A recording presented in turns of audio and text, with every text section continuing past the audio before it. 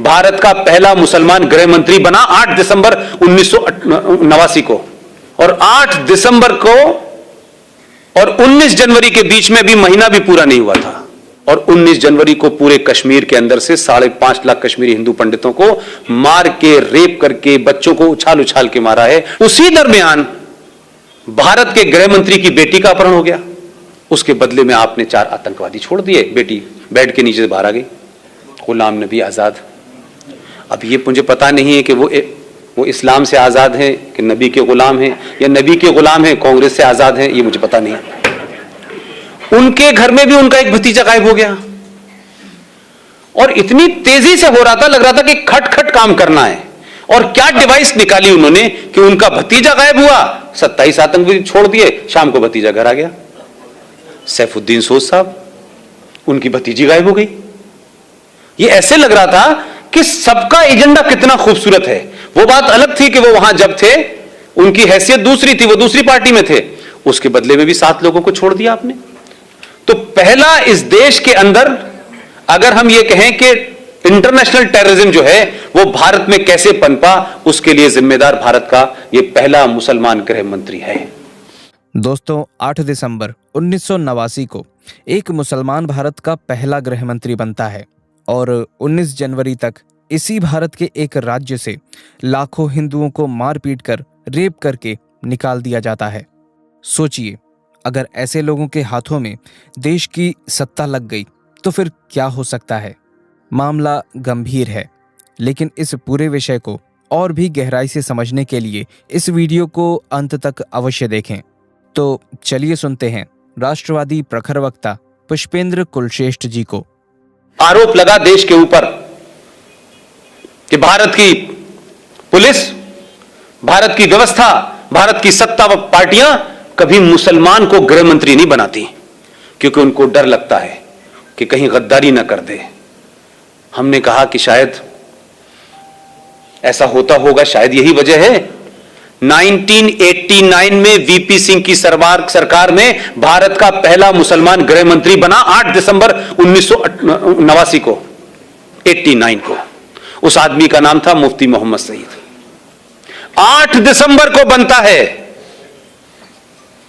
और 8 दिसंबर को और 19 जनवरी के बीच में भी महीना भी पूरा नहीं हुआ था, और 19 जनवरी को पूरे कश्मीर के अंदर से 5.5 लाख कश्मीरी हिंदू पंडितों को मार के, रेप करके, बच्चों को उछाल उछाल के मारा है। टीपालाल टकरू उनके सबसे बड़े इंटेलेक्चुअल थे, बहुत बड़े थे। उनका जब सड़क पे मर्डर किया गया तो मोटरसाइकिल घुमा रहे थे उसके पीछे चारों तरफ, और कह रहे थे कि किसी ने इस काफिर को पानी दिया तो उसको भी हम नहीं छोड़ेंगे। न मुफ्ती की बेटी रोई, न अब्दुल्ला रोया, न कश्मीरियत कहीं आई, और चुपचाप खत्म हो गया। आज इसके बारे में कहीं बात नहीं होती। और उसी दौर में यह कोई कोइंसिडेंस नहीं है, क्योंकि मैं उसी थॉट से सोचता हूं जिस थॉट में रहा हूं। आप उस थॉट से सोचते हैं क्योंकि आप सब समाज के लोग हैं, आपने वैसा नहीं देखा। उसी दरमियान भारत के गृह मंत्री की बेटी का अपहरण हो गया। कोई जरा पूछ के वहां जाए, बाहर के विदेशी पत्रकारों की रिपोर्टिंग पढ़ ले भाई, हिंदुस्तानियों पे तो यकीन नहीं है। खुद ही कराया। उसका कमिटमेंट देखिए अपने आतंकवाद के प्रति, अपने धर्म के प्रति, अपने एजेंडे के प्रति। देश के गृह मंत्री ने अपनी बेटी का अपहरण कराया, वो तो घर में थी। उसके बदले में आपने 4 आतंकवादी छोड़ दिए। बेटी बेड के नीचे से बाहर आ गई। ये कुछ छुपी हुई बात नहीं है भाई। उसी दरमियान में एक साहब हैं, सेकुलर हैं, कांग्रेस पार्टी के राज्यसभा में लीडर ऑफ अपोजिशन है। उनका नाम है गुलाम नबी आजाद। अब ये मुझे पता नहीं है कि वो इस्लाम से आजाद हैं कि नबी के गुलाम हैं, या नबी के गुलाम हैं कांग्रेस से आजाद हैं, ये मुझे पता नहीं है। उनके घर में भी उनका एक भतीजा गायब हो गया, और इतनी तेजी से हो रहा था, लग रहा था कि खट काम करना है। और क्या डिवाइस निकाली उन्होंने कि उनका भतीजा गायब हुआ, 27 आतंकवादी छोड़ दिए, शाम को भतीजा घर आ गया। एक और साहब हैं जिन्होंने वोट वाजपेयी के दरमियान दिया था, नाम जानते हैं? सैफुद्दीन सोज साहब। उनकी भतीजी गायब हो गई। ये ऐसे लग रहा था कि सबका एजेंडा कितना खूबसूरत है। वो बात अलग थी कि वो वहां जब थे उनकी हैसियत दूसरी थी, वो दूसरी पार्टी में थे, उसके बदले में भी 7 लोगों को छोड़ दिया आपने। तो पहला इस देश के अंदर अगर हम ये कहें कि इंटरनेशनल टेररिज्म जो है वो भारत में कैसे पनपा, उसके लिए जिम्मेदार भारत का ये पहला मुसलमान गृह मंत्री है। एक घटना हो जाती है, मोदी के दौर में हुई, पूरी दुनिया में छा गई साहब, पूरी दुनिया के अंदर हंगामा हो गया। कोई वीजा रुकवाने चला गया, कोई धरना करने चला गया, कोई प्रदर्शन करने चला गया, लेकिन 5 लाख हिंदू अपने ही देश में शरणार्थी हैं। दिल्ली की सड़कों पे, दिल्ली हाट के सामने कोई पान की दुकान कर रहा है, कोई चूरन की दुकान कर रहा है, कहां कहां रह रहे हैं, कोई बंगलोर भाग गया, कोई कहीं भाग गया, लेकिन इस देश में कोई बड़ा जुलूस, कोई बड़ा प्रदर्शन, कभी संसद इसके लिए नहीं रही। इसलिए मैं जुडिशरी की भी तरफ आता हूं।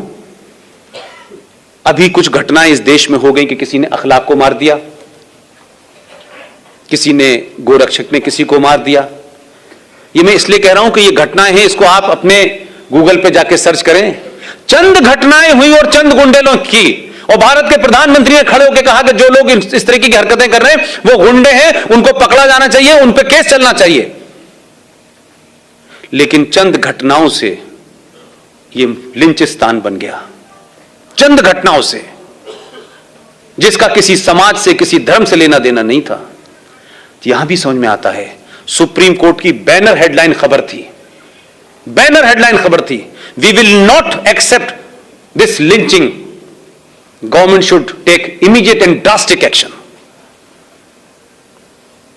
इसी हिंदुस्तान के अंदर 1984 में दिल्ली के अंदर लुटियन दिल्ली में, जहां राष्ट्रपति, प्रधानमंत्री, सारी सत्ताएं को, सबका पावर है, वहां 3,500 सिखों को दौड़ा दौड़ा कर मारा, सड़कों पे मारा, गले में टायर डाल के मारा, बच्चों को उछाल उछाल के मारा, बॉक्स में जो लोग छुप गए थे उस बॉक्स में आग लगा के मारा।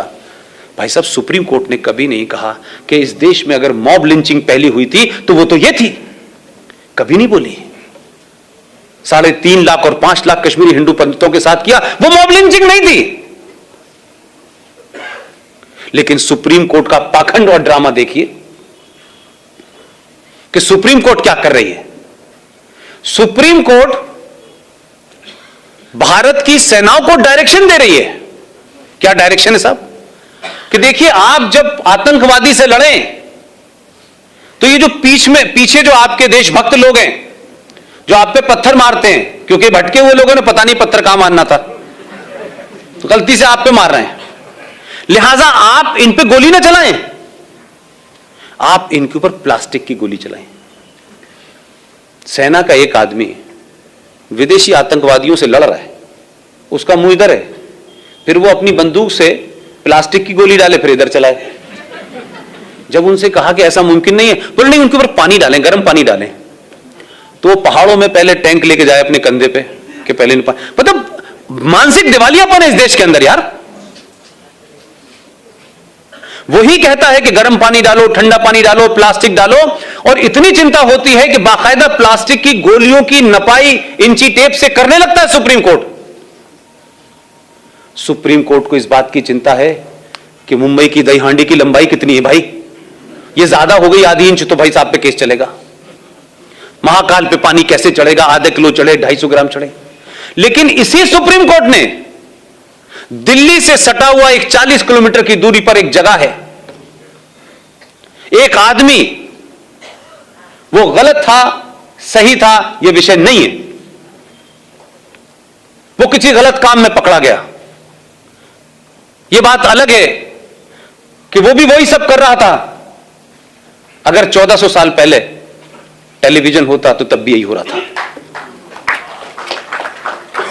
तो सुप्रीम कोर्ट ने, हुआ क्या कि जब आपने कहा कि राम रहीम का ये जो पूरा इसका वो बना हुआ है, इसको ध्वस्त करना है और यहां बड़ी गंदगी हो रही है, बड़ी मारकाट हो रही है, तो सुप्रीम कोर्ट की बात सुनने से पहले आप ये देखिए कि मात्र दिल्ली से 40 किलोमीटर जो एनसीआर का इलाका है जहां सत्ता चलती है, आपने उन लोग जो उस राम रहीम के चाहने वाले थे, राम रहीम गलत था सही था यह विषय नहीं है मेरा, लेकिन राम रहीम के चाहने वालों ने पुलिस को उसकी जो बना हुआ था उसका बड़ा सा आश्रम उसमें जाने से रोका। ना तो उनके हाथ में डंडा था, ना AK-47 थी, ना वो किसी को मार सकते थे, रोकने का अधिकार था, एक डेमोक्रेसी में रोक रहे थे वो, आपको पूरा अधिकार था। ना इस देश में उन पे लाठीचार्ज हुआ, ना उनके ऊपर कैनन से पानी डाला गया। डीसीपी ने ऑर्डर दिया, पॉइंट ब्लैंक गोली चली और 34 लोग मर गए। सुप्रीम कोर्ट ने नहीं कहा कि आपको गर्म पानी डालना चाहिए था, आपको पानी नहीं डाला आपने तो आपको केन चलानी चाहिए, सुप्रीम कोर्ट ने कहा ही नहीं कुछ। वो तो भारत की सत्ता के खिलाफ नहीं लड़ रहे थे ना भाई, वो तो हथियार भी नहीं उठाए थे। ये पाखंड है आपके सुप्रीम कोर्ट का। आप उनसे उम्मीद कर रहे हैं कि वो डेट देंगे कि 6 तारीख को अयोध्या की सुनवाई होगी, फिर 6 तारीख को जज आएंगे, फिर जज के पेट में दर्द हो जाएगा, फिर जज चला जाएगा।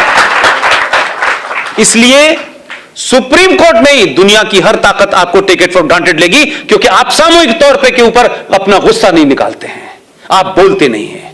मैंने इसीलिए कहा कि इस देश की मुख्यमंत्री कह सकती है ये बात, मुझे और आपको किसने रोका है? कंटेम्प्ट ऑफ कोर्ट होगा, ठीक है कंटेम्प्ट ऑफ कोर्ट होगा, करें 5, 10, 20, 50 लाख लोगों पे करेंगे, करिए। हम डरते क्यों है भाई? अब इस देश में भी हम डरेंगे भाई? महबूबा मुफ्ती को क्यों नहीं डर लगता और क्यों आपको डर लगता है?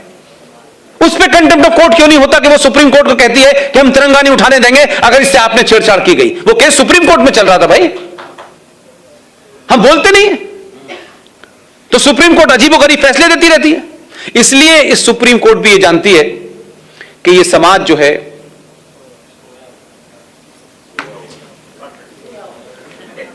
ये बात अलग है कि आप जाग गए, बाकी तो सो ही रहे ना। आपने जगाने भेजा ऐसे, वो चौकीदारी करके सीटी बजा बजा के जगा रहा है, लेकिन समझ नहीं रहे वो लोग कि भाई ये जगा रहा है, समझ में नहीं आ रहा। बस वो इतने ही सिंबॉलिक समझ रहे हैं, उसकी फिलॉसफी नहीं समझ पा रहे, क्योंकि उसके समझने के लिए ये चाहिए होता है। मैंने अभी कल परसों के भाषण में कहा, तब लोगों की समझ में आया कि अच्छा ऐसा है।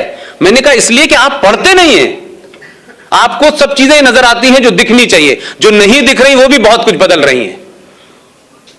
इसलिए भारत 1947 में पैदा नहीं हुआ था। भारत की पहचान ताजमहल और लाल किला और कुतुब मीनार नहीं है, भारत की पहचान 5000 साल पुरानी है। आपको एहसास ही नहीं है कि आप किनके वंशज हैं, आपके अंदर का पुरुषार्थ समाप्त हो चुका है। आपका आदमी एक कहानी सुना करके पहले मन की बात में लोगों को बताने की कोशिश करता है कि भैया ऐसे समझाओ, मैं प्रधानमंत्री की कुर्सी पर बैठने के बाद इतने ही कह सकता हूं, किसी की समझ में नहीं आ रहा। लोगों ने उसको कहानी सुना जैसे कोई दादी और नानी ने सुना दी हो। 3 बार जब मैंने लोगों से कहा अच्छा साहब ये मतलब था, मैंने कहा भाई साहब ट्यूबलाइट है क्या आप? पहले मन की बात और पहली पार्लियामेंट की स्पीच को सिर्फ पर्पस से सुनिए। अगर ऐसी सोच के लोग 10-20 भी हो जाएंगे आपका काम हो जाएगा। लेकिन मेरा कहना है कि समाज क्यों नहीं उस तरफ बढ़ रहा? आप नैरेटिव क्यों नहीं निकाल पा रहे? ये आपको क्या दिक्कत है? आप बोल ही नहीं रहे। इसीलिए राष्ट्रपति भवन के अंदर अब इफ्तार नहीं दिया जा रहा। यूपी में जल्द ही चुनाव शुरू होने वाले हैं। नेताओं में हड़बड़ाहट साफ दिख रही है, सभी वादे दावे करने में लगे हुए हैं। लेकिन इससे पहले नेताओं की टेंशन इस बात पर भी है कि अपने कार्यकर्ता और विधायकों को बचाकर कैसे रखा जाए। जितिन प्रसाद जैसे कांग्रेसी नेता का बीजेपी में शामिल होना और बसपा के कई नेताओं के पार्टी छोड़ने से पूरी यूपी की सियासत में खलबली सी मची हुई है। जैसे सभी पार्टियों ने आगामी विधानसभा चुनाव के लिए तैयारियां शुरू कर दी हैं, वहीं AIM-IM ने ऐसा कांड कर दिया है कि सियासत गर्मा गई है। जाहिर सी बात है, चुनाव मैदान में उतरने के लिए AIM-IM भी तैयारियां कर रही है और इसके लिए बाकायदा AIM-IM ने अपनी तरफ से विधायक उम्मीदवार आवेदन पत्र भी जारी कर दिया है। लेकिन हैरान कर देने वाली बात यह है कि आवेदन पत्र के साथ वफादारी कॉन्ट्रैक्ट भी शामिल किया गया है। तो क्या ओवैसी साहब को अपने ही कार्यकर्ताओं पर भरोसा नहीं है, जिस वजह से वफादारी का कॉन्ट्रैक्ट शामिल किया गया है। तो ऐसा क्या है इस कॉन्ट्रैक्ट में? दरअसल ये वफादारी के कॉन्ट्रैक्ट में ऐसी बात का उल्लेख किया गया है कि आवेदनकर्ता ना मिलने की स्थिति में भी पार्टी के लिए ईमानदारी से काम करते हुए चुनाव में पार्टी के लिए प्रचार करेगा। हालांकि इस बीच आवेदनकर्ताओं को 10,000 रुपए का आवेदन शुल्क भी अदा करना होगा। तो सवाल ये उठता है कि क्या वफादारी की कीमत मात्र 10,000 रुपए है, या फिर ओवैसी साहब को लगता है कि वो ये जंग हार चुके हैं, इसलिए फीस के नाम पर ये वसूली की जा रही है, या फिर फीस को लेकर चुनाव की फंडिंग में खर्चे की तैयारी चल रही है? अब इन सवालों के जवाब तो या तो ओवैसी साहब के पास होंगे या फिर यूपी में AIMIM के प्रभारी के पास। वैसे जानकारी के मुताबिक असदुद्दीन ओवैसी ही टिकट पर अंतिम निर्णय लेंगे, जिसके लिए ओवैसी का जल्द ही यूपी का दौरा प्रस्तावित है। पार्टी के प्रदेश अध्यक्ष शौकत अली बताते हैं कि हमने उत्तर प्रदेश की 100 बाहुल्य सीटों पर लड़ने का मन बनाया है। इससे पहले AIMIM यूपी के चुनाव में हाथ आजमा चुकी है, लेकिन पूरी तरह से नाकाम रही है। बिहार बंगाल के बाद यूपी में पार्टी की एंट्री किसका सियासी फायदा या नुकसान करेगी, ये तो वक्त ही बताएगा। आपने पुष्पेंद्र कुलश्रेष्ठ जी को सुना। यदि आप भी उनकी बातों से सहमत हैं तो वीडियो को लाइक करने के साथ साथ ज़्यादा से ज़्यादा लोगों तक शेयर करें, क्योंकि जागरूकता फैलाने से ही फैलती है। और अगर आपने अभी तक हमारे चैनल अखंड हिंद को सब्सक्राइब नहीं किया है तो तुरंत सब्सक्राइब करें, क्योंकि आपका साथ भी बहुत ज़रूरी है।